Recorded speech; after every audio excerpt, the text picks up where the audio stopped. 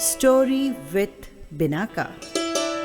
सुनिए कहानी बिनाका की जुबानी। लीजिए हाजिर है धृतराष्ट्र, पांडु और विदुर के जन्म की पौराणिक कथा।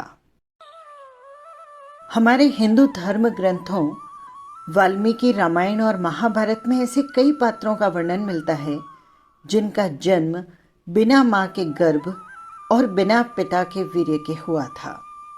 और कई ऐसे पात्र भी हैं जिनके जन्म में माता या पिता दोनों का ही योगदान नहीं था।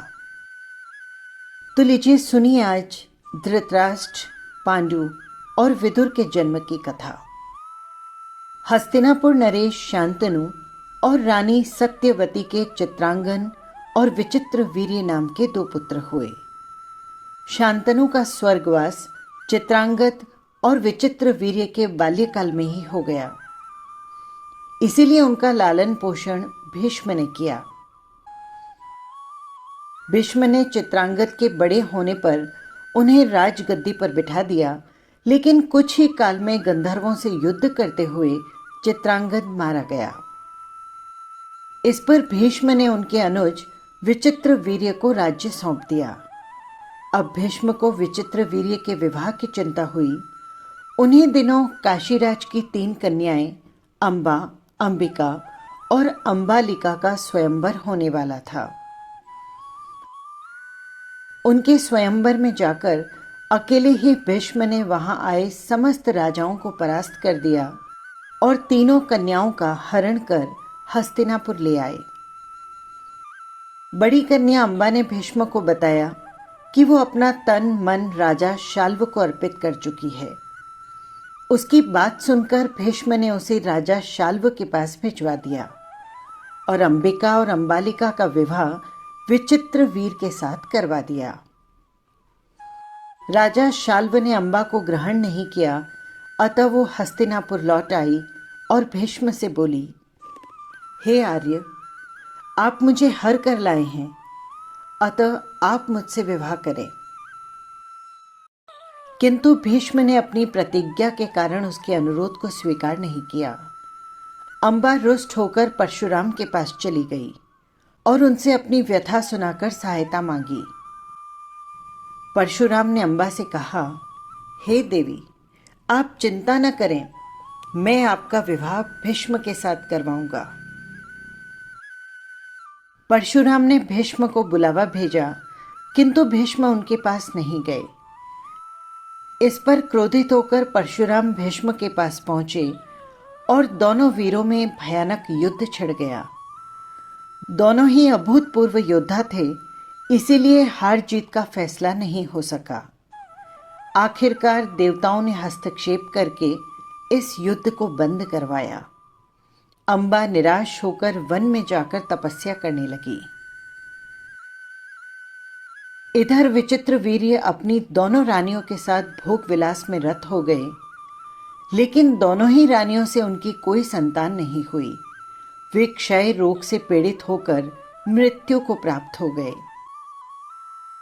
अब कुल के नाश होने के भय से माता सत्यवती ने एक दिन भीष्म से कहा, पुत्र, इस वंश को नष्ट होने से बचाने के लिए मेरी आज्ञा है कि तुम इन दोनों रानियों से पुत्र उत्पन्न करो। माता की बात सुनकर भीष्म ने कहा, हे माते, मैं अपनी प्रतिज्ञा किसी भी स्थिति में भंग नहीं कर सकता।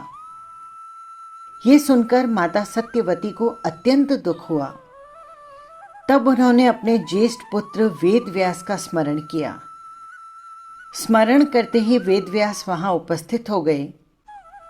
उन्हें देखकर सत्यवती बोली, हे पुत्र, तुम्हारे सभी भाई निसंतान ही स्वर्गवासी हो गए, अतः मेरे वंश को नाश होने से बचाने के लिए मैं तुम्हें आज्ञा देती हूं कि तुम नियोग विधि से उनकी पत्नियों से संतान उत्पन्न करो।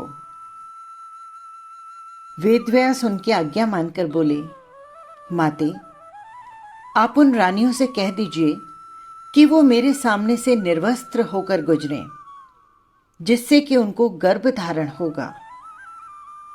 सबसे पहले बड़ी रानी अंबिका और फिर छोटी रानी अंबालिका गई।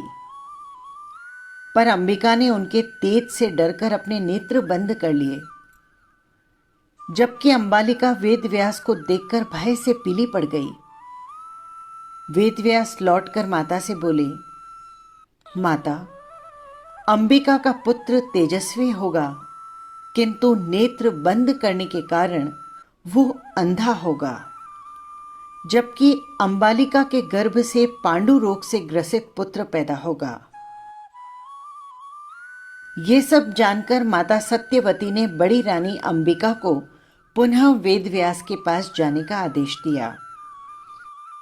इस बार बड़ी रानी ने स्वयं न जाकर अपनी दासी को वेदव्यास के पास भेज दिया।